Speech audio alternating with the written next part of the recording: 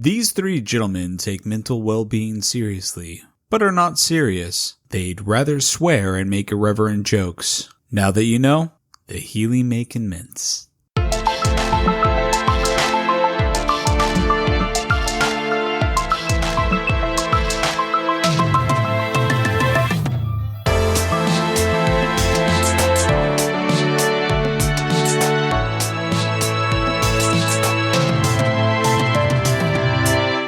Welcome to We're Probably Not Okay, the podcast where we make fun of well-being. I'm your host, David Musgrave, and with me is... I'm Brandon Full, the best. Yikes. I'm Ryan Brown, within striking distance of being the best. You're close. You're definitely close. I think so. Brandon, I have to ask, did you jump in with I'm the best? Because in the production notes beside Brandon saying I'm Brandon Full, I said have fun with it, though. That is 100% why I did that, yes. Fantastic. I think that Brandon and I are like the Daniel and Johnny of podcast hosts. So does that mean that after years and years and years, you're finally working together? That's pretty spot on, actually. Yeah. Hey, all right. Except for, well, I think probably it'd be more adequate to say we're like Johnny and Johnny. That I think that's probably a more adequate parallel, because Daniel has his life way too together to be, frankly, either one of us. Yeah, that's very true. I was going to make a joke and say, do I get to be Allie then? But she also has her life way too together to be me. I'm no doctor, that's for sure. Welcome to our Cobra Kai fan cast. And that's a great segue into an explanation of the podcast. So yes, We're Probably Not Okay, the podcast where we make fun of well-being.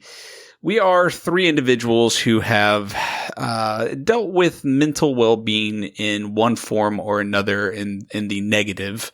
Ryan being someone who works as a social worker and deals with it daily. Brandon also being diagnosed and struggling daily and working to better himself. And I myself, who am not diagnosed, but have myself obviously struggled with some depression, some issues like substance abuse and things like that, and have been married to absolute psychos, which we'll talk about more in the future, I'm sure. But as you can tell, we're trying to take an approach to talking about mental well-being as just kind of three normal guys who would have a conversation with one another. We're not trying to put on lab coats and safety goggles and pretend to be something we're not. But at the same time, we find it worth sharing our thoughts on mental well-being and how we each kind of cope with it separately, which brings us to, the topic of today, which is mental health and defense mechanisms. So we'll get into that a little bit later. But before then, I do want to do our usual wellness check-in. And Ryan, we'll start with you. How's it going, bud? Oh, dip. I'm first. Dude, I'm not gonna lie. This has been a bullshit week for me, just to be blunt about it. And it's kind of funny. And I know Brandon, because you've mentioned it before. Like, you know what I'm talking about. Like when you have the, just the small thing that you're sailing along smoothly and you hit like a small bump in the road, and it's like, well, now everything's bullshit. Yeah. And I had that on Monday. I had that bump, and then like the rest of the week, it just seemed like everything was just like constantly falling apart. It's the visualize like a guy holding too many groceries in his arms and just it drops one, and then as soon as he bends down to pick it up, he drops more and more and more. And so it's been a little rough. I'm not gonna sit here and tell you otherwise, but can I jump in and ask you, is that kind of self-inflicted, like you have something go wrong and then it spirals your mental well-being and therefore your outlook, and you just kind of make everything worse, or it seems worse? Or do you feel like literally just a bunch of bullshit happened to you back to back, like Lemony Snicket style? I think it's actually, I feel like it's kind of both, because sometimes when you're feeling strong, when you're having that upswing, that bullshit will still happen, and you'll be like, that's fine, I can handle this. And then sometimes, that happens, and you're in the middle of a downswing, or you're starting to trend downward, and then, the same stuff will happen, but now it's like, it's all colored through the experience of, just all of a sudden everything is bullshit, Nothing makes you happy, like the things that, like, I would just, honest to God, I was sitting at my desk the other day, and I'm surrounded by my, like, Marvel Funko Pops and action figures and stuff like that, and I was just like, God damn it, this is all bullshit. This is all stupid bullshit. Who cares about this dumb nerd shit? And I was like complaining about that. And I was like echoing that sentiment to my wife, and she was like, you do. You care about that. Oh. And I was like, yeah, that's true. I do care about that, though.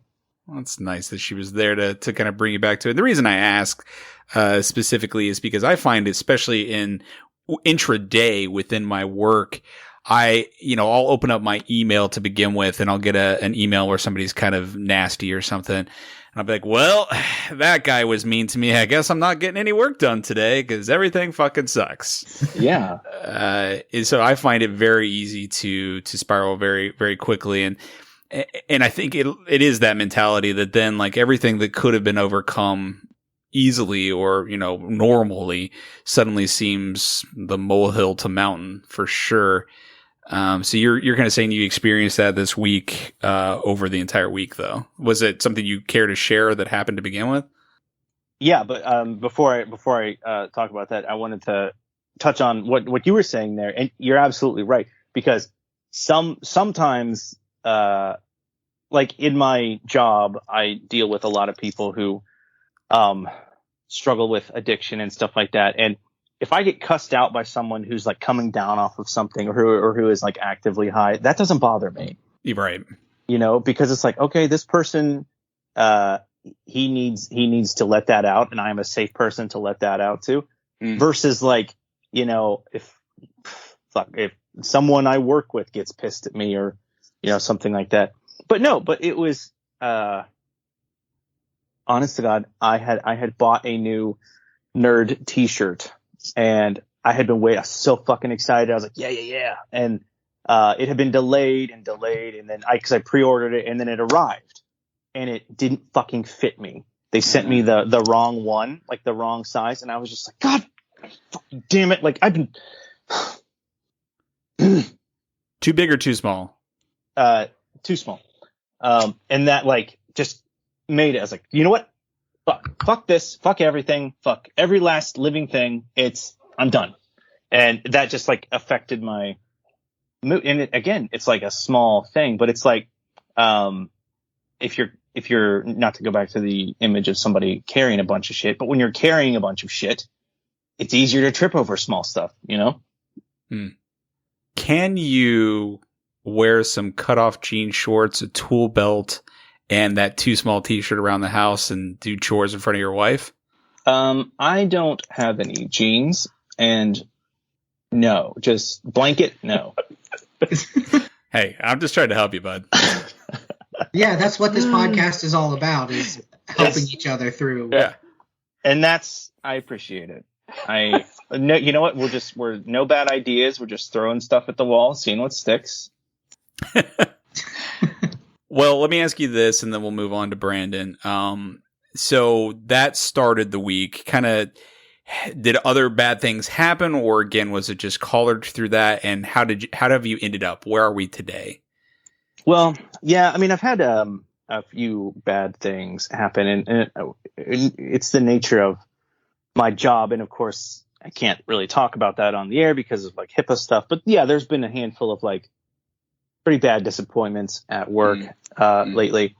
And then on top of that too, like I'm having some issues, some conflict issues with my with certain members of my extended family that I'm just like, man, it's for the first time in a long time. Like the thought entered into my mind as like a possible solution. You know how like whenever you're confronted with a problem, like the different possible solutions will pop up like, will this work? Will this work? Will this work? And for the first time, the possible in the list of possible solutions populated, I have to fight this guy? Oh, wow. Yeah. So it was like, man, are we there? Are we there to that place? Because that will be satisfying, but also suck. Yeah. Okay. But I mean, you know, I'm here now, and podcasting is something I really enjoy. It's a form of play for me. Like it's something that I do that I just enjoy, you know, and I feel like I get to create something. So like this is a helpful experience in that, and for that, you know, otherwise kind of ding dong week.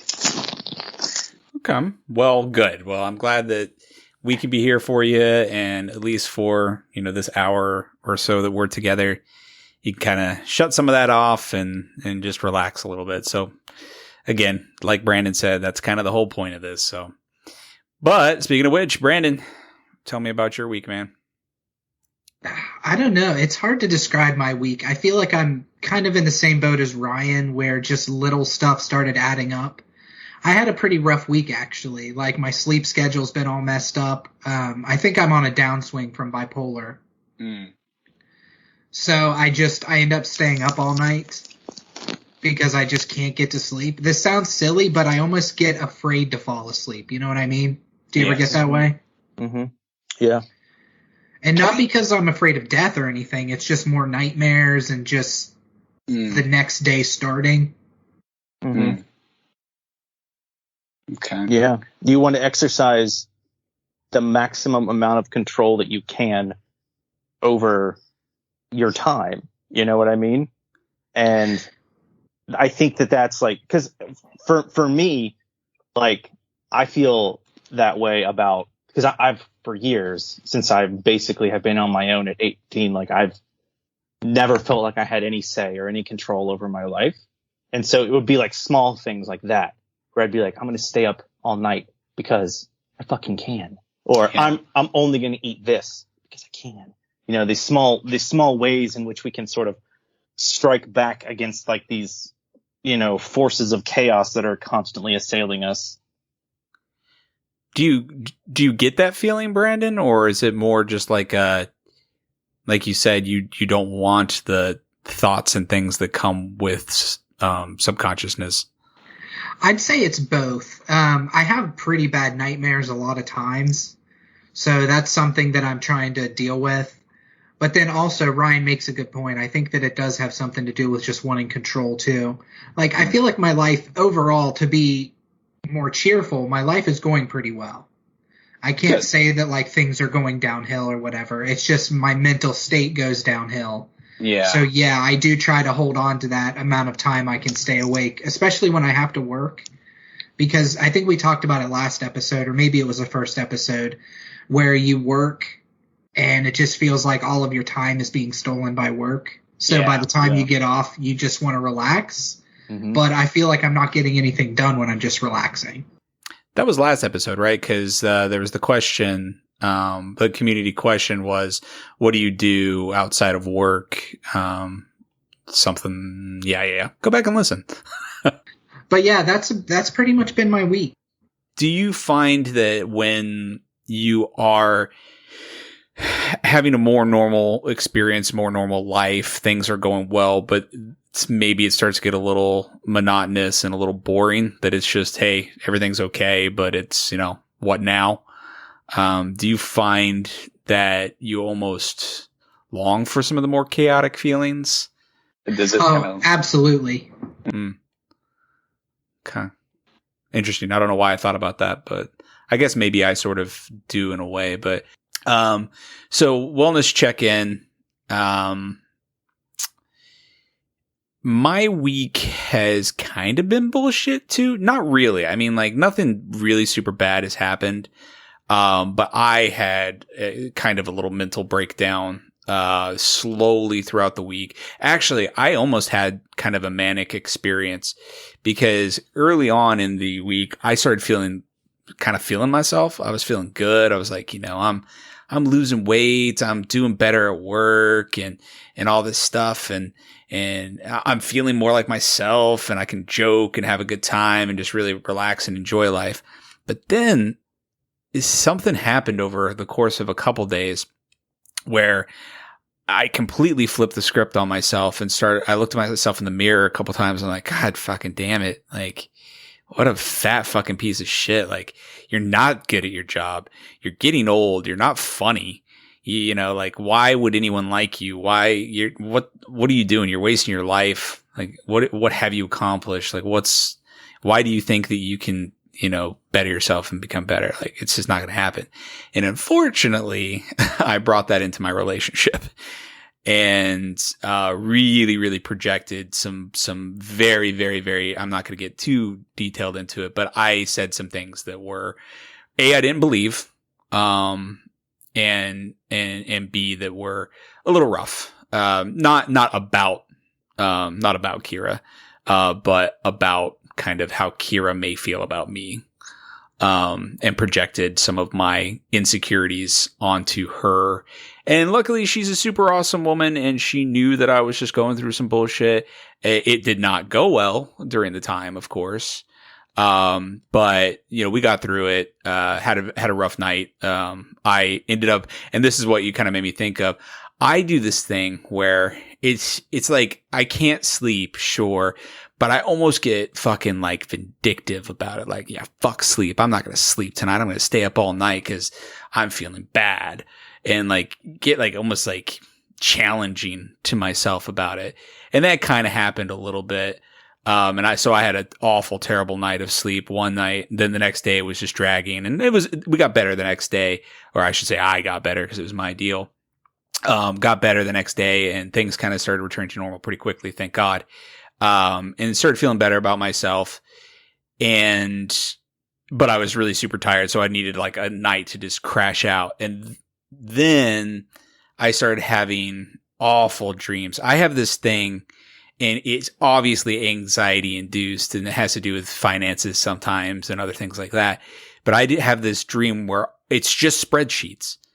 It's like I'm filling out almost like from my perspective, like a third party perspective, or not third party, first person perspective, like looking at a spreadsheet, and I'm filling it out, and it's just numbers, and I'm like trying to do math and trying to fill out these spreadsheets and stuff. And it's just that over and over and over and over again. And it's just awful, and it's just uncomfortable and restless. And so I had that similar dream. And it was just like a battle to get sleep. I slept all night, but it was just horrible, like anxiety ridden sleep. Even though I was feeling better. And I can't talk about specifically what I was shopping for yet, because that news will drop on the podcast later, little foreshadowing, but I was shopping for things that I will need in the relatively near future. And like, it was literally just numbers and dollar signs and items. And I was trying to fill out this list and get everything off this list. It's really fucking weird. So you were stressing out about money? Like, are you stressing out about money in your waking life? Not so. I wasn't so much. I mean, yes, I have over the past couple of months. Like, I'm actually making more money in this job than I have in my previous 2 jobs, and I'm doing well. And there's absolutely the potential to do really, really well. But I always stress about money. I never feel like I'm safe and secure. So I have been, but not really this last week. In fact, it wasn't until after I had all those dreams that I looked at my bank account, started redoing my budget, and had a little freak out, which thankfully I've had a really, really, really good month with work. In fact, I've had the best month I've ever had with work. So my next paychecks and my next month will be really good. But that's also something that kind of was going on in this week, is that I've been performing better than I have in this job so far. And yet I still feel like it's not enough. And like I'm screwing up here and there. And like I'm trying too hard to be like, look, I'm doing stuff. And thinking that my bosses still think I'm a fuck up and shit like that. So I've got that going on too. So all of that combined. That being said, I had an awesome day. Work went really well. I feel good. I feel myself. I feel confident Kira and I are really good moving forward, getting things together, feel awesome about the future. And back to that kind of that high that I was feeling before that weird low dropped me out. But yeah, sorry, that was long winded, but that's my check-in. Well, that's great, man. I'm glad that things, not great. The bad stuff is not great. Right. The fact that you've had a good day and that you're feeling positive about the future. I feel like it's easy to project, especially whenever we're feeling down or we're feeling stressed, to project how we feel about ourselves onto others. I'm terrible about that. If I do something, I'm like, well, people obviously notice that. Yeah, right. we all sort of Truman show ourselves, Yeah. But I do the same thing where I'll think like, God fucking damn it, you. Like, everyone has to know what a miserable, useless piece of shit you are. And then someone will say, like, wow, that's not true or whatever. I'm like, empirically, observably, it is. Right. Yeah. Easy to do. And I will continue to struggle with that. And we all will, I know. So, but at least, I'm with a partner now who in the past I feel, well, you know what? I'm actually not even going to get into that because that's a good conversation for another time. I tell you what, though, Sigmund Freud noted a number of ego defenses, which he referred to throughout his written works. His daughter, Anna Freud, which I did not realize that was his daughter's name, developed these ideas and elaborated on them, adding 10 of her own. Many psychoanalysts have also added further types of ego defenses. Now, I'm reading from an article by Dr. Saul McLeod. He is writing this on simplypsychology.org about defense mechanisms, which is today's topic. So what I thought we would do, boys, is that I've got this article. I've got one from, Healthline, I think is what it is. One from Healthline and then one from the very trustworthy source, WikiHow. So I thought we'd kind of go through some of this together. We'll talk about some of these defense mechanisms, what their descriptions are, and then maybe self-analyze a little bit and see if we feel like we actually give in to some of these defenses. Before we talk about any of the specific types, I'd like to go around the table and ask, what defense mechanism do you think you most frequently use when you're kind of feeling down or having some mental health issues or maybe just in general? We started with Ryan last time, so let's start with Brandon this time. Brandon, what is your biggest defense mechanism? Like my healthy defense mechanisms or my defense mechanisms that I just tend to go to? Well, just the ones you go to. I don't care if they're healthy at this point. Whenever I'm feeling down, it's like a perpetuating thing where I just get more down. So my defense mechanisms in that case, honestly, I don't really know what I do. I don't self-analyze myself a whole lot, which is hilarious that I'm on this podcast about self-analyzing. But I'm hoping to pick up and learn more through this podcast about myself and about you guys. Awesome. Like I said, I project a lot. So whenever I'm feeling down, I feel like everybody notices that I'm down, or everybody notices, if I'm having a bad day or if my clothes are wrinkled, stuff like that. Yeah. I tend to project a lot and assume other people are thinking the same things. I also I take stuff to heart really easily. So as far as like, if somebody were to come to me very calmly, in a normal way in a relationship and be like, Brandon, you did this thing and it kind of bothered me. I want to talk about it.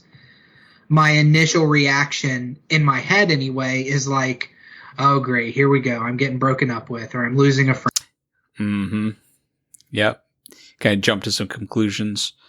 Yeah. Okay. Any others that pop into mind?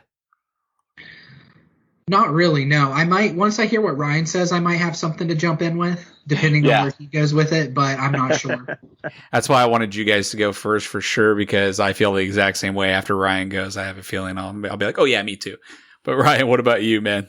Quickly, before we jump in to some actual definitions here, what do you, and you being in the field that you are, and you may actually have some specific ones or have read about some specific ones, but off top of your head, name us one or two. Well, I mean, I always feel like nobody's really a fair judge of their own behaviors and patterns and characteristics. But two things that I know because other people have called me out on it many times that I do is I retreat. I do not let people in. And I hold myself very guarded. My therapist actually my psychiatrist actually pointed that out to me. He's like, do you consider yourself a guarded person? And I was like, no, I don't think so. He's like, you should ask some of the people around you and see what they say. So I asked one of my close friends and he was like, are you fucking kidding me? His exact words were, you are literally the most guarded person I have ever met in my life. I was like, okay, so I guess that's something. And then when I'm uncomfortable, I sort of project this Peter Venkman, Tony Stark kind of charming guy who's like, hey, nothing's wrong with this guy over here, so don't dig any deeper kind of thing. So you put up a shield. Yeah, but it's like a shield of distraction, distracting personality. Yeah. And look how witty and confident I am. Don't worry about anything else. Mm-hmm. My brain isn't a nightmare vortex full of fears and discomforting images. Don't worry about that. That's interesting. Okay. Yeah, so for mine, I think that I've read a little bit of these defense mechanisms that have been outlined by the Freuds and some other folks. So I'm trying not to jump into that. But, we originally talked about this topic, and we may just go into just humor at some point in time. But I mean, think about the entire premise of our podcast here is that we're kind of approaching mental health from a humorous standpoint. The reason being is because the three of us tend to put on a smile and jokiness. And I know that comes out in all three of us when we're uncomfortable and nervous. I sit through any first business meeting that I've ever sat through with new people, and you'll hear me make the most lame and awkward jokes. I mean, this is what I do. But I also think projection is a big one when I'm starting to feel hurt or something's not going wrong or something's not going right in my life. I will absolutely start to project on other people those feelings, not only being well, they must think that as well, like we've said, but also it's that fucking person's fault. Not me. If it wasn't for Steve, then, so those kind of things, I definitely know that I do that quite a bit too. But okay, well, interesting first kind of self-analysis here. Now let's get into some of the actual mechanisms and their descriptions. I thought we'd kind of go through these one by one, and I'll read you right now. I'm still on simplypsychology.org, defense mechanisms. And then we'll take maybe just a couple sentences or a minute each to discuss A, if we think we do this, and B, if you can think of an example. So just a yes or no, I definitely do this, or maybe I do. And then if you can think of a specific example. But the first one is repression. So repression is an unconscious mechanism employed by the ego to keep disturbing or threatening thoughts from becoming conscious. The example here is during the Oedipus complex aggressive thoughts about the same-sex parents are repressed. Okay, so I don't think I've gone through any of that example there.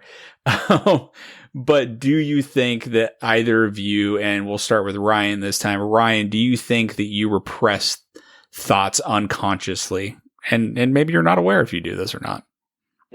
I mean, growing up in a religious house, I definitely did at one point. That's interesting. So let me ask you, are you saying God doesn't want you to think about boobies? So you I mean, kind of. I mean, that's kind of it. I mean, that's a big part of it too. But I mean, there's other stuff. There's other stuff that's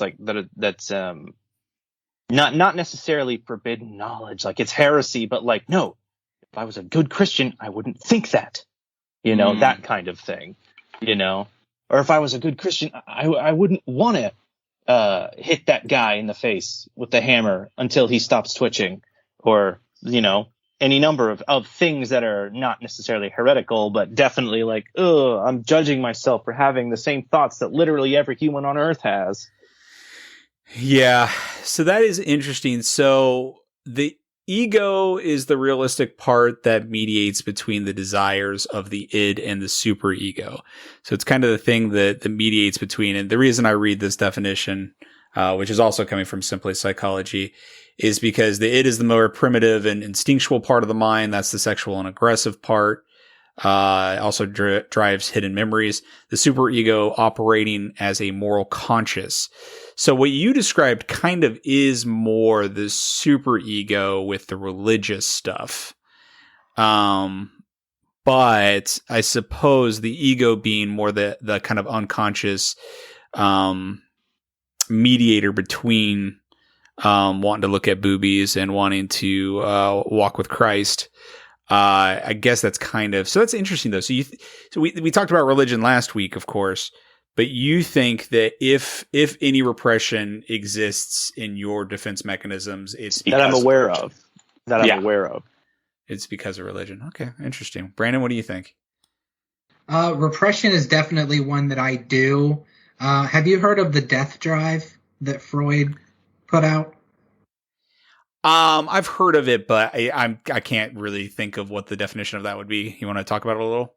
Yeah, the death drive, paraphrasing, is the idea that we all have this like little voice in the back of our head that just is trying to stop us from killing ourselves at all points. Like driving into traffic or, jumping off a bridge when you're up in a very high building and you look over the edge and you're thinking like, what if I jumped right now? What would happen? Mm-hmm. That's the death drive, and it's very normal. Mm-hmm. And I was actually talking to a friend of mine about it because I work in a chain store and we sell a lot of different stuff, and we have a big display of bleach. And every time I walk by it, I have this feeling of like, what if I were to just crack one of these open and drink it right now? Yeah. You know what I mean? And it's scary. So I repress that thought because I'm not going to. I have no desire to, but there's just that little voice in the back of my head that kind of rises up through anxiety. That's like, well, what if you did? What would happen if you did? Yeah. Yeah, that's interesting because I have thoughts like that too all the time. Well, not all the time, but frequently.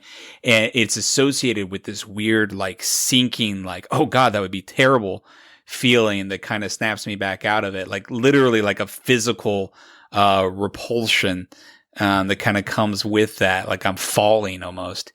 And yeah, I wonder if that's kind of it's got to be associated with that death drive because obviously the thoughts are usually about harm or self-harm.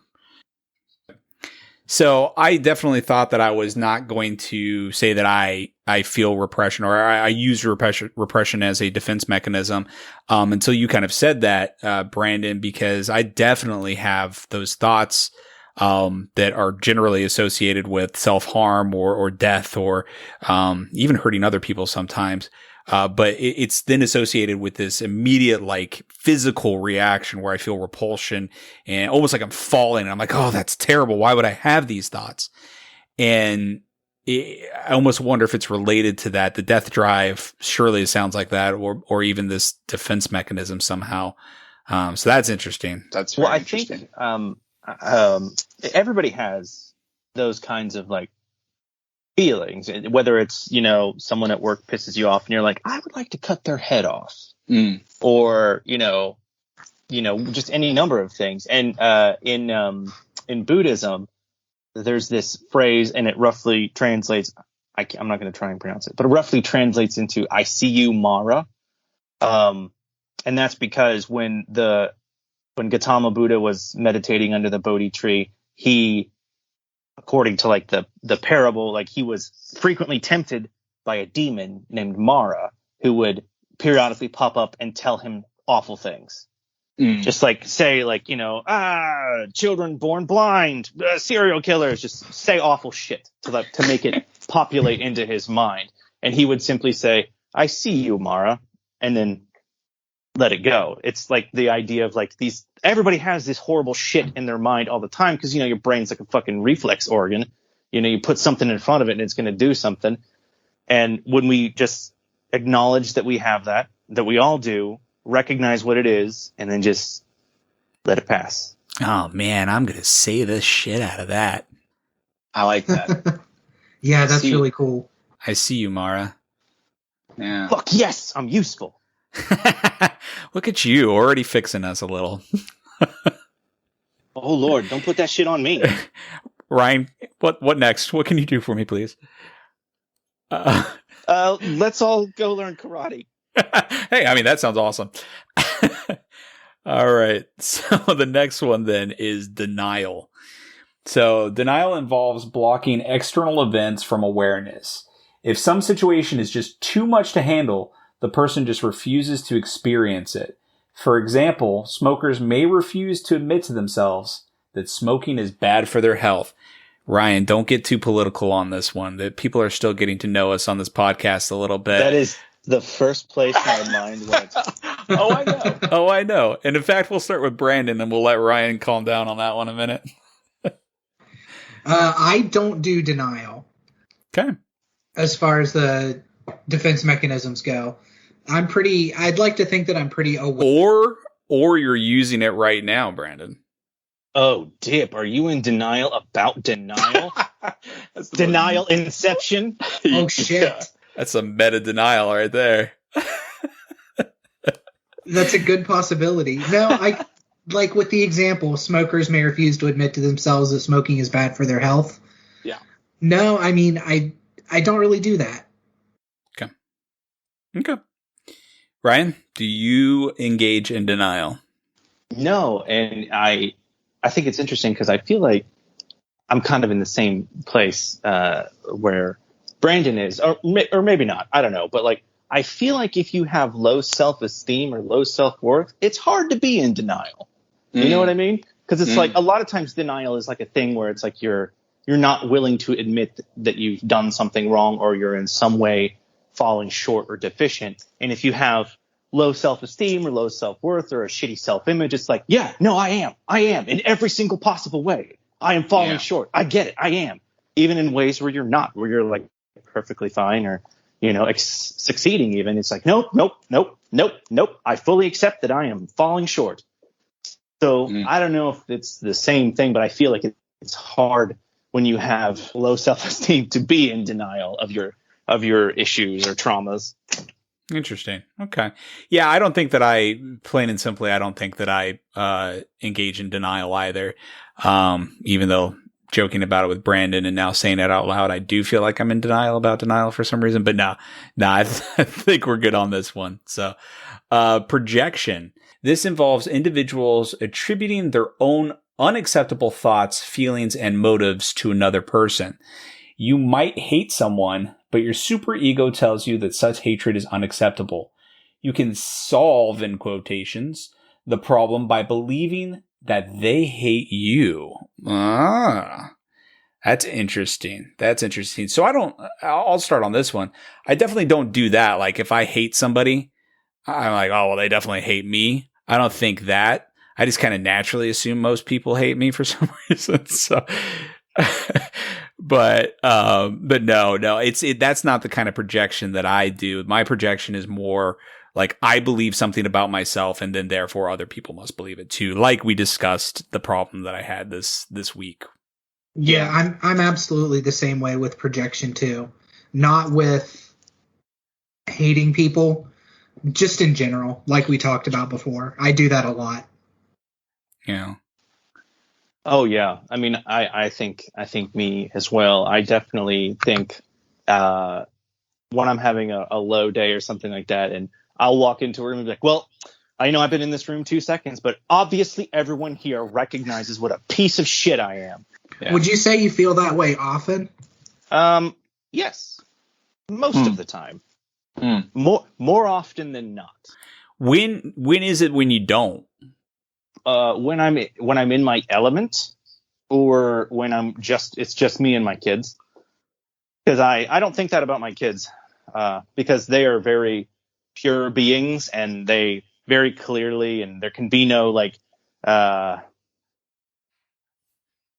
don't know, like I don't feel like they think poorly of me. I've never have. And then when I'm in my element, like if I'm talking about nerdy shit, or if I'm I'm doing my nerd podcast and I'm like going on about like some nerd shit, or if I'm like at a convention or something, I feel like I feel less self-conscious.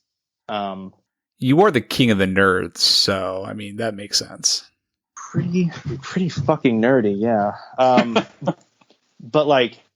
But conversely, the opposite is true. Like I love, like I do a high intensity interval training, like weightlifting class. And when I'm there, I like being there.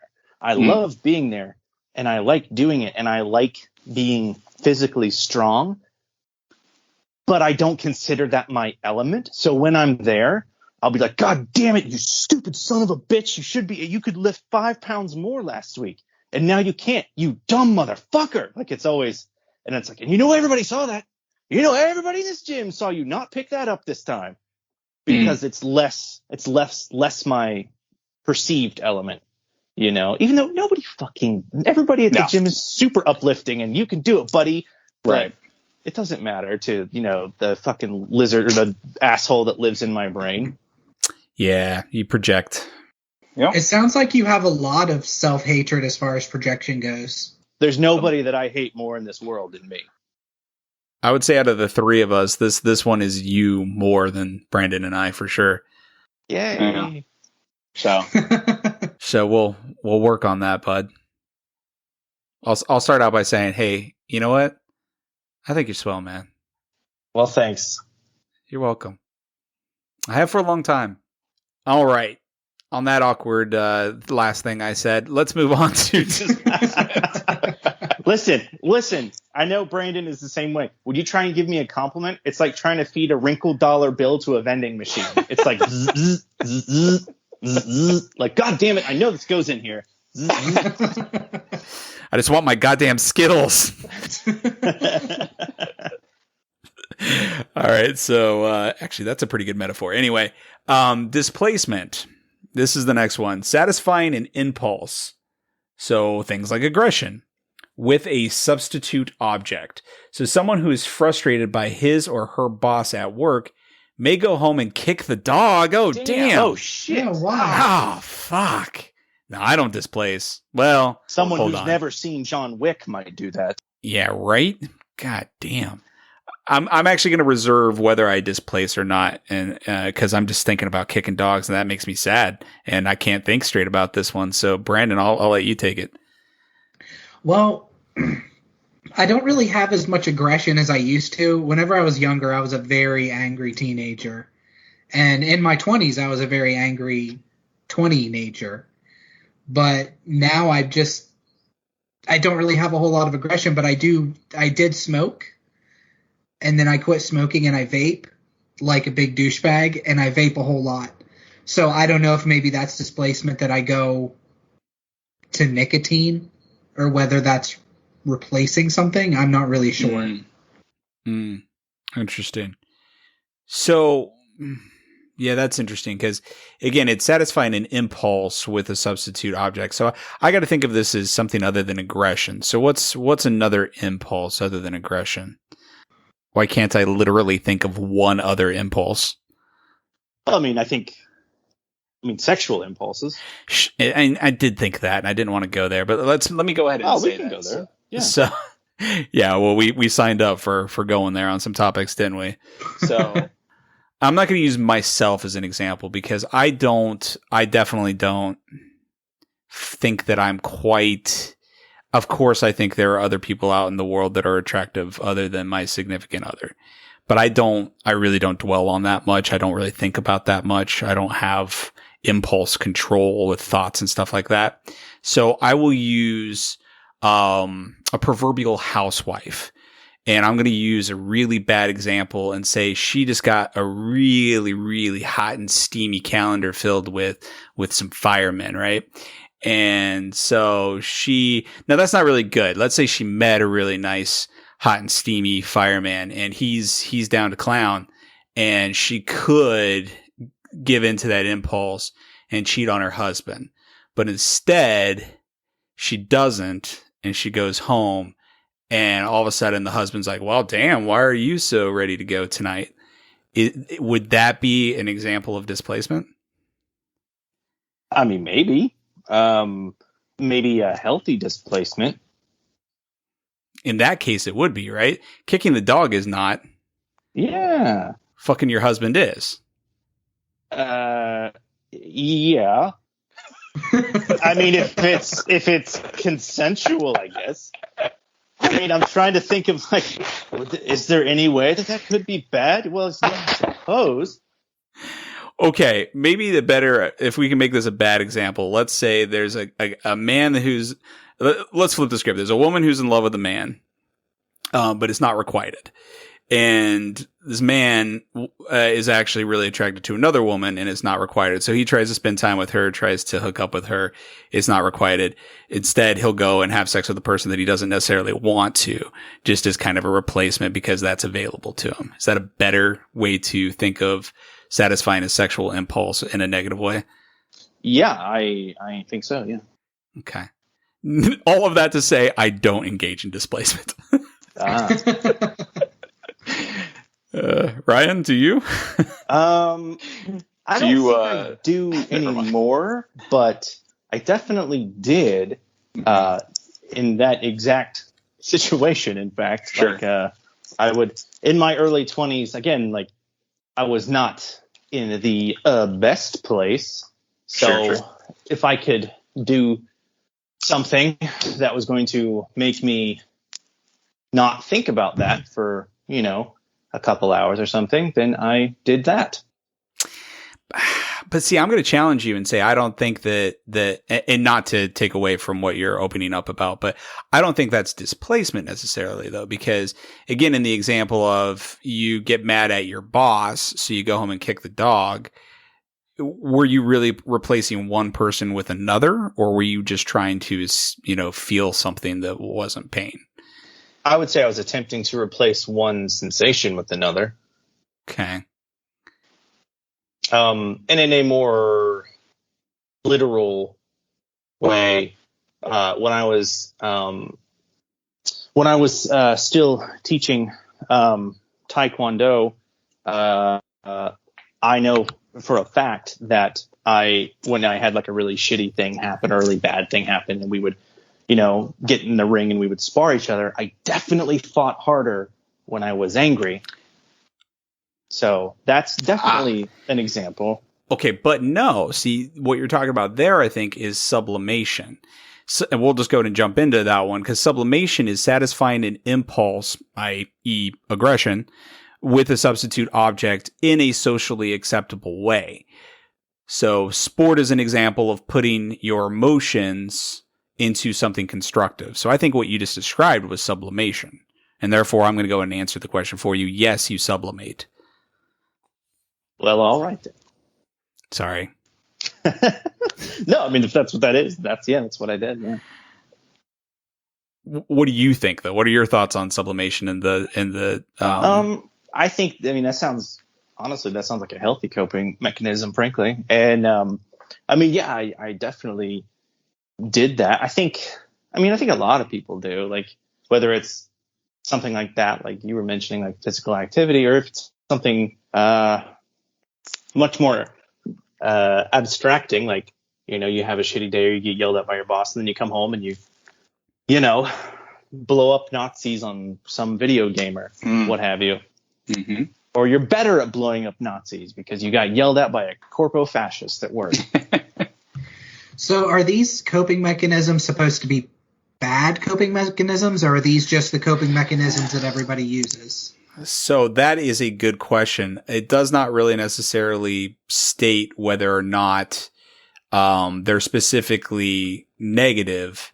But I mean, in kind of the definitions and examples, I suppose it doesn't really say whether it's negative or not. I think it depends. I mean, not to be that guy, but I think it just depends, like, to the extreme that you take it, Yeah. Like you gave the example of kicking the dog, like that's obviously a bad one. Right. But what if you channeled all that aggression into, I don't know, winning, some other contest or something, that might be healthy. No. I think it just depends, you know. I think like the one like the sublimation, obviously, I think lends itself perhaps a little bit easier to being positive. Yeah. Whereas displacement seems to be, at least in this example, put in a negative light. Yeah. Well, to finish off the thought of sublimation, then Brandon, do you think that you sublimate? Sorry, I pulled up the website and I'm rereading it to see. Yeah. Well, I like that you did that. Yeah, I'd say so. Like if I have a bad day, Ryan used the example of video games. That's something that I do a lot. Like if I'm feeling down or if I'm feeling aggressive, I can use video games to kind of get out of that aggression. And that's going to go into the last defense mechanism that you're going to talk about, regression. Yeah. Because I do the same thing with that too. You know what I mean? Where I just go into like these hibernating states in my brain. Yeah. So regression being the movement back in psychological time when one is faced with stress. So in your example, when you were younger and you played video games, that was kind of a safe time, a safe place. And so you kind of regress back to that moment in time. Exactly. I feel like my 20s were a very big state of arrested development where I didn't really grow as a person because I was drinking so much and just not doing anything. So for playing video games and stuff, for me, reverts me back to my early 20s instead of my childhood, because I don't like to think about going back to my childhood. You know what I mean? Yeah, absolutely. Do you feel like that the drinking that you mentioned, do you feel like that maybe you didn't get your 20s because of that? Oh yeah, absolutely. Yeah, I mean, I partied a lot and I had good times for the most part, but then before you know it, the good times turn into all the times. Yep. And you kind of lose. There's a band called the Postal Service, and they have a line in one of their songs that says, "I know it's not a party if it happens every night." And that was pretty much my 20s. Like, this is a topic we'll discuss on another episode, I'm sure. But yeah. So my regression takes me back to like my very early 20s when I could just sit around and play video games and not have to worry about work or anything else. Interesting. Yeah, I don't think. I mean, I definitely sublimate. I do it. I think with cleaning a lot. So there'll be times where I've gotten just so upset or like feeling down on myself. So I just need to do something. I need to see some kind of progression and something becoming better due to my actions. So I will just start cleaning the fuck out of stuff. If my house is super, super, super clean, well, pre-Kira, cause she's definitely a very clean person. If my house was super, super, super clean, in the past, it was because I probably had a little mental breakdown or something. I would do that all the time. Yeah, for sure. Regression. Yeah, absolutely. I mean, and this is a topic again, a lot of these things are going to come up in more detail, I know, as we talk about these, but things like fantasy. So, you know, wanting to watch The Princess Bride and, Never Ending Story and, you know, all of those kinds of movies, Legend, and there's all these movies that just the music and the imagery and the 80s-ness of all of that just takes me back to that psychological time. I suffer from that, you know, a lot. Not really so much recently. I think I have kind of grown out of that within the last maybe, I don't know, 5 to 8 years. But that was something that was pretty big. I would watch old stuff like that, like almost every night to fall asleep and, you know, stuff like that. So yeah, I definitely regress. What about you, Ryan? See, I don't know, because there's not a lot of actual stuff from my childhood that I watch regularly. Because like the interest is obviously there and always has been and always will be, but like I don't. When I'm feeling particularly low, like I don't watch like Superman 78 or Ghostbusters or even Star Wars, you know, not necessarily because those aren't comforting things, because they are. But for some reason that I don't know, maybe I don't do this. I don't know. There's definitely things that I find comforting, obviously, that are things from my childhood. But I don't know that I do this. Maybe it's because I wasn't very comfortable in my own childhood, that's not necessarily a place I want to go back to. Gotcha. That's interesting. I also wonder if, and I'm not saying this is you, but it just kind of made me think one of the reasons that maybe I don't do this as much with the example that I gave is because just entertainment on demand is so much more readily available. So it's like, well, why watch some of that old stuff when I can watch new interesting things and those kind of things. So that's a kind of just a separate thought there. But the example, we may be thinking about this a little bit wrong though, because the example here is a child may begin to suck their thumb again or wet the bed when they need to spend some time in the hospital or have some traumatic experience. So I don't think that it's necessarily I know what you're talking about, that specifically. Yeah. I think that's maybe a little more extreme of a coping mechanism. Agreed. Because the few times that I've ever interacted with people who utilize that, they're people who've been extremely traumatized. But yeah, extremely traumatized. And I think that it's a different thing than maybe what we're thinking of. I agree. Yeah. So I think that, you know, and again, this is just what, you know, Freud's definition of these things were, and we're not necessarily sure if they can be both positive and or negative by definition. But I think the way that we thought about them and discussed them is legitimate, and we obviously feel strongly about what we do and how we kind of handle certain things. So I think our answers are good. I just thought I'd kind of show you what they meant by regression, or what the definition meant by regression. Oh yeah, no. Yeah, for sure. I wasn't trying to undermine you. No, I didn't think you did at all. That was just kind of a continuation of the thoughts. But that being said, so there are actually 3 more on this article, and I think there's 3 more in the next article. And then I think there's like dozens of other defense mechanisms that people have kind of put definitions to. So I'm kind of thinking that this might be an ongoing little investigation, several episodes out, that I do, and just kind of talking about defense mechanisms more in the future, because I enjoyed the conversation. I think that was pretty interesting to kind of do a little self-examination through the lens of defense mechanisms. What'd you guys think? Oh yeah, I had fun. Yeah, I think it was an interesting topic, and when you look at the lists and more come out, I think it's something we could definitely revisit. Absolutely. Good deal. Okay, very cool. Well, in that case, why don't we move to positivity time? So, it's interesting. I don't know if this segment is going to survive, or at least, or if it might merge in with wellness check-in, because we end up talking about positive things in our wellness check-in a lot. But is there anything that you guys experienced this week that would just maybe even just a little moment of goodness that you haven't talked about so far? Brandon, you want to go first if you can think of something? Yeah, man. I've been working on my D&D campaign a lot, and I find that's really calming for me to just sit and pour everything out into this fictional world I'm creating.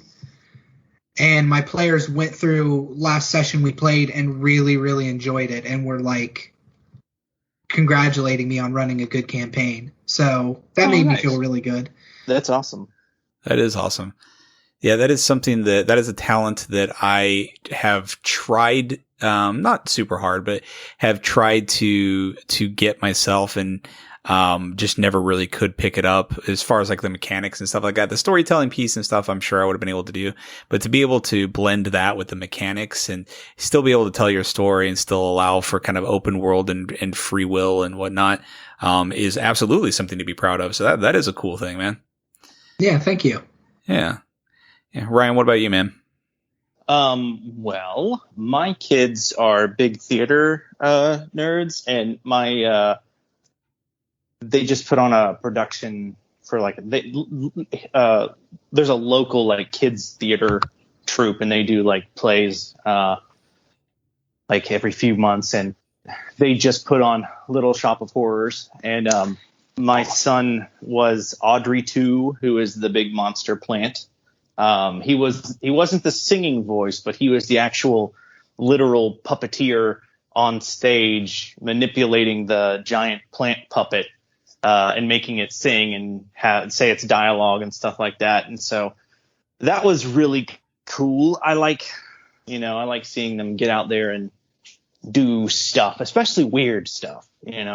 I'm a big fan of that. What's cool about him being Audrey 2 is that that's something he'll remember for the rest of his life. Oh, absolutely. Yeah, for sure. And I am here for that. And he's always been a stagehand guy, and usually like in a leadership position, like the leader of the stage crew and whatnot. But that sort of, in this particular instance, with a play that was like, had a good deal. Like one of the main characters is literally a puppet to be manipulated by a stagehand. Like that translated into, you are one of the main actors in this play.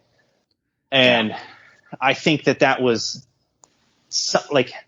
I think this was a big moment for him, because he stepped up into this role and really learned that he could do something that he might not have otherwise known he could do. That's awesome. And I'm here for that. I think that's great. So I was really pleased, and I was really proud. And both my kids, like my daughter wasn't an actress in the play. She was on the stage crew, like moving stuff behind the curtains and between scenes and stuff like that. So, I was always very pleased with that too. So I love Little Shop of Horrors. So I easily one of the best musicals of all time. Rick Moranis, I love that version of it. I even like Steve Martin. older. Yeah, Steve Martin. Jeez, yeah. I even love the older version of it. That's really hokey. If you've never seen the older movie version of it, I recommend watching it. It's kind of terrible, but also kind of interesting. But anyway, all of this to say that I am now proud of your son as if he were my own, because that's fantastic. And I'm proud of your daughter as well. But maybe, that is the kind of stuff, maybe that'll dictate his future career. He might be working for the Henson Company before long. Who knows? That would be awesome. That would be awesome. That's going to be like a huge, well, it could be, I guess I don't know for sure, but that could be like a huge formative memory for him. Yeah. Like the realization, like, oh my God, like I can do a hard thing, or I can do a thing that I didn't know. Like failure doesn't have to be my default outcome. Right. Yeah. Because I remember, honest to God, I was 27 or 28 when I got my black belt, and that was my hand to God the first time I realized I don't always have to fail. Mm. And then I went back to school, got my degree and all that other stuff. I was like, wait a minute, I don't have to fail. Like failure's not what's going to happen. That's fucked up, man. That's fucked up. I'm 30. How did I get this far into life without realizing that? Yeah, I'm turning 39 next month, and I'm wondering when I'll have that moment. Yeah, no, that's awesome though. But okay, cool. Well, my positivity time, God, this is such a lame thing, because I'm sure it is something we will talk about in the future, and maybe one of you guys can remind me down the line. But I can't talk about it.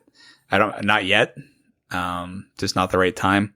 But something super amazing happened yesterday that was unlike anything that's ever happened to me in my entire life, and just a moment of like pure awakening to the universe type of moment, so I know that how lame it is for me to say that and then be like, so I'll tell you about it later, but yeah, stay tuned, check same podcast time, same podcast place, and you'll find out.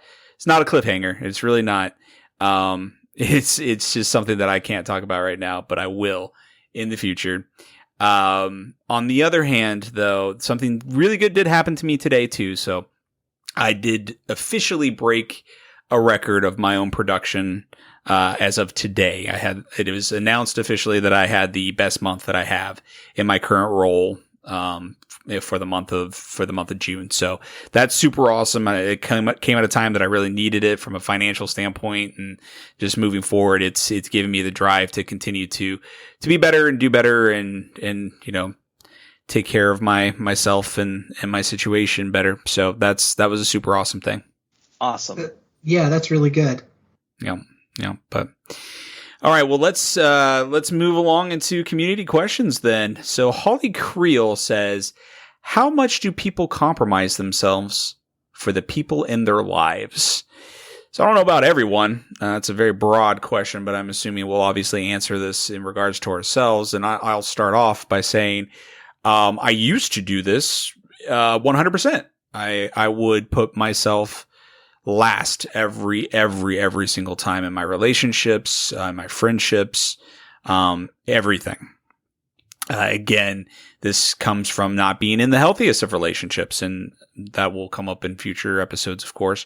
But I didn't do it when I was a teenager, and I didn't do it in my early 20s. It became a thing in my later 20s and my 30s, and up until really just maybe the last year. I've started really awakening to the fact that it's not doing me any good, of course, but it's also not doing the people around me any good, because I'm not giving them my true self and showing them my interests in the person that I am and who I can be, what I can be. And luckily I am with somebody now who helps me realize that. And when I don't do it and I start to go back to kind of the old ways, it's clear that it's not healthy and that it's not what's wanted. And when I am myself and actually have opinions about what we're going to eat and what we're going to do, and, even just silly things like that, let alone the direction of my entire life, I realize that, hey, this is the man I'm supposed to be. This is what I'm supposed to be doing. And that's what's, attractive and good, in me, and will make other people see who I am and appreciate me for who I am. So. Well, what made you realize that? Because I'm on the opposite end where I still compromise. I feel like I compromise myself quite a bit to make other people happy.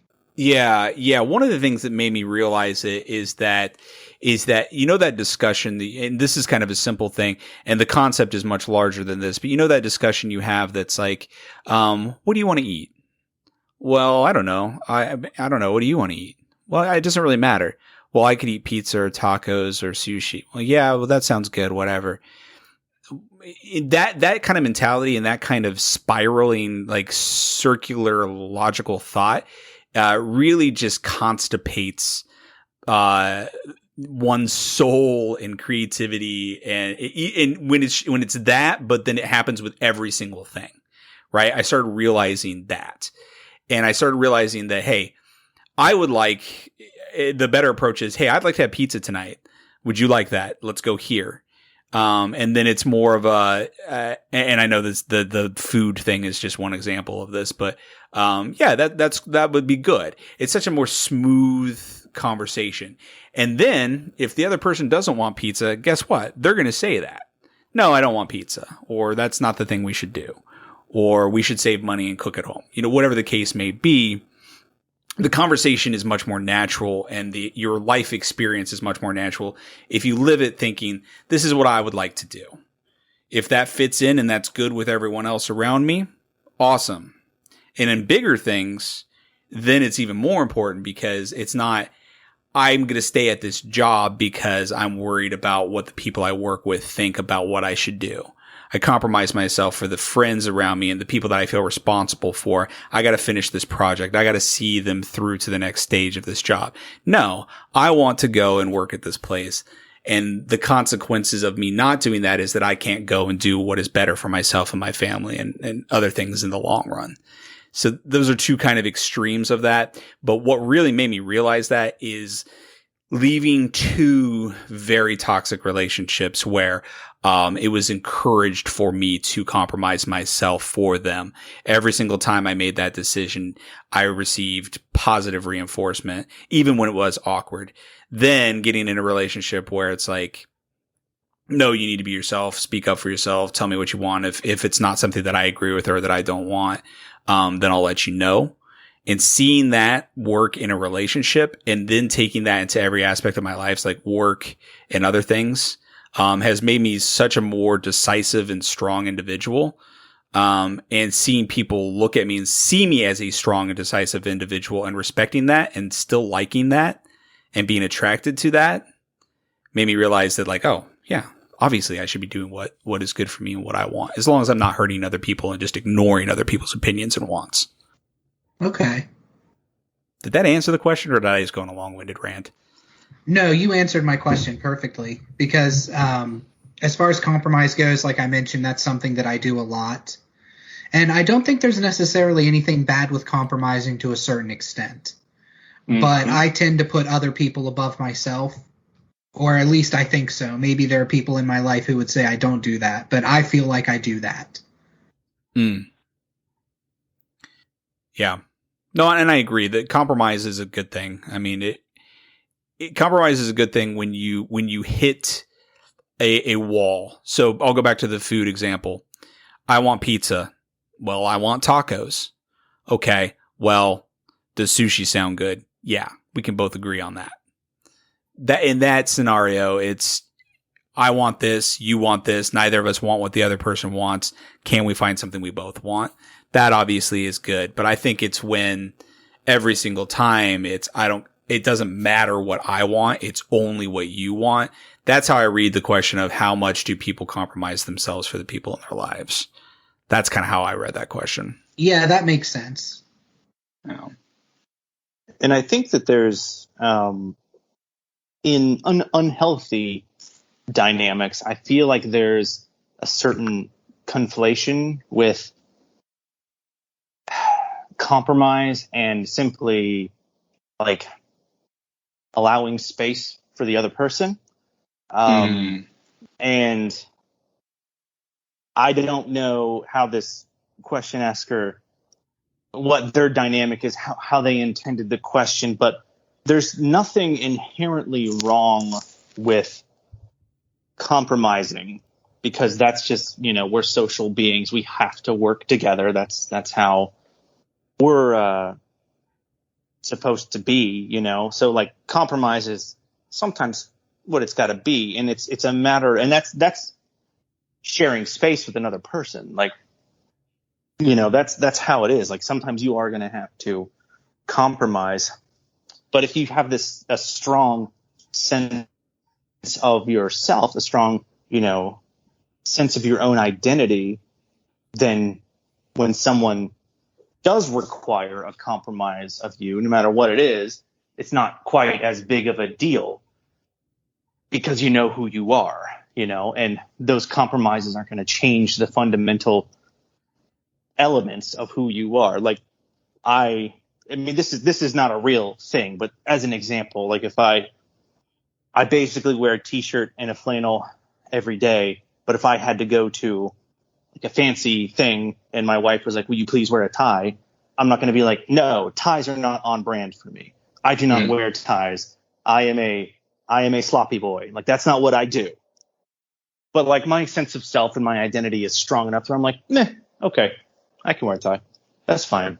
And that's obviously a small example, but that's still a compromise. That's still me compromising something about myself for the comfort of another person. And it will be a Superman tie, if we're honest. I have one tie. It is a black skinny tie that my dad tied for me like 10 years ago, and I have never untied because I am almost a 40-year-old man. I'm 37 years old. No fucking clue how to tie a tie. But they, and as far as your question goes, I think the line is when you are asked to compromise something that's core to your identity. Yeah. Like I've had exes who were like, I need you to stop going to school. I need you to stop doing martial arts. I need you to stop collecting comics, stop going to the gyms, stop doing this. Like literal things that have been asked of me. Yeah. For not even the comfort of another person, to assuage a unreasonable expectation of another person. And I think that's a good line in the sand too. If the thing that you're being asked to compromise on is unreasonable, if it's some fundamental piece of who you are, then that should be the line. But I mean, again, that's such a relative thing. Like what might be the line for me might not be the line for, like, if my partner was like, I need you to stop collecting comic books, I'd be like, well, hold on. No, first off. Second off, how dare you? So yeah. Well, and I think that, you know, there's a difference between asking someone to compromise something that's fundamentally, you know, a part of them, and also encouraging them to better themselves in some way. So if you had such a problem with comic books that it was all you were doing and you were missing work or something, then there's a difference between asking you to, hey, you need to better yourself in this way a little bit, as opposed to stop enjoying something that you love. So, yeah. But anyway, I think that we have answered that question relatively well. How much do people compromise themselves for the people in their lives? The answer, the way that that's written, is it depends. But yeah. But all right. So in summary here, there was actually one last thing, and I may edit this in a little bit earlier, that I did want to discuss. Kind of taking this back, like you were joking earlier, if we're not too careful, we'll sound like we're professionals. I think it's kind of important that sometimes we talk about treatment and how you can better yourself. So if you are somebody who feels like they're suffering from an unhealthy defense mechanism, you know, this Healthline article actually says that defense mechanisms can be viewed as a type of self-deception. You might be using them to hide emotional responses that you don't want to deal with from yourself. However, it's done mostly on an unconscious level. You're not always aware of the way your mind or ego will respond. So there are a couple things that I recommended here that I thought were pretty good. One is finding accountability. So if you are suffering from this, you know, reaching out to friends and family members that can kind of see when you are doing, you know, these things. Like you mentioned the example, Ryan, of your friend who's like, you're actually the most guarded person I ever know. You know, that person that can really just cut through the bullshit and help you realize, hey, you're doing it again, right? But then also learning coping strategies. And obviously we don't have time to talk about what coping strategies may look like. But really, when it comes down to it, a psychotherapist or psychologist is the person that can really get to know you and recognize your defense mechanisms, and the ones that you specifically use. And then, of course, help you learn ways to deal with that on a much more mindful level. So to go outside of yourself. Because like I said, like I don't feel like most people are adequate judges of themselves. And it's like the if you've ever heard the story of there's two fish talking, and one fish says, man, the water is cold today, and the other fish says, what the hell's water? And so that's kind of what it's like, is like when you're utterly surrounded, inundated by these particular habits or behaviors, it's like that water, like you don't even recognize or realize it's there. And then someone else comes along and then it's like, hey, what the fuck's that about? And you're like, oh, I guess that is something I do. Yeah. Interesting. Brandon, what are your summary thoughts? My summary thoughts are, I feel like with coping mechanisms and with how much we sacrifice ourselves for other people, that there's, like you guys were saying, they're not inherently bad. You just have to watch yourself and realize and ask yourself if you're doing it for the right reasons. Am I allowing myself to cope with this in this specific way because it's healthy? Or am I allowing myself to cope with this in this way because I just want to escape from it completely? Yeah. Cool. All right, Ryan. Well, you're going to be leading the episode next week. So what topic are you thinking? I'm thinking, barring unforeseen disaster, next week we'll probably be talking about mental health as it pertains to abusive, specifically romantic relationships, but not necessarily limited to romantic relationships. I know that to one degree or another, abuse has touched pretty much everybody in the world. Whether it's directly or not, like everybody has some experience, indirect or otherwise, with abusive relationships, and those can, how those can affect your mental health, even if you are a bystander or someone who was the abuser, was the abused, loved an abuser or loved an abused person, like those all those relationships and all those dynamics, like they can affect your mental health, and let's just be real, probably in a negative way. And we're all going to talk about that. Sounds awesome, man. All right, I look forward to it. Well, appreciate it as always. This has been Ryan Brown, Brandon Full, and David Musgrave, and we're probably not okay. Until next time.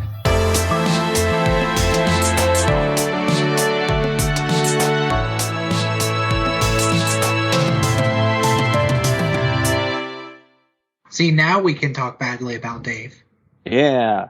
I heard that he knows all the songs from Hairspray. I heard his butt is subpar. Yikers. Wow. Sorry, Dave. Shots fired.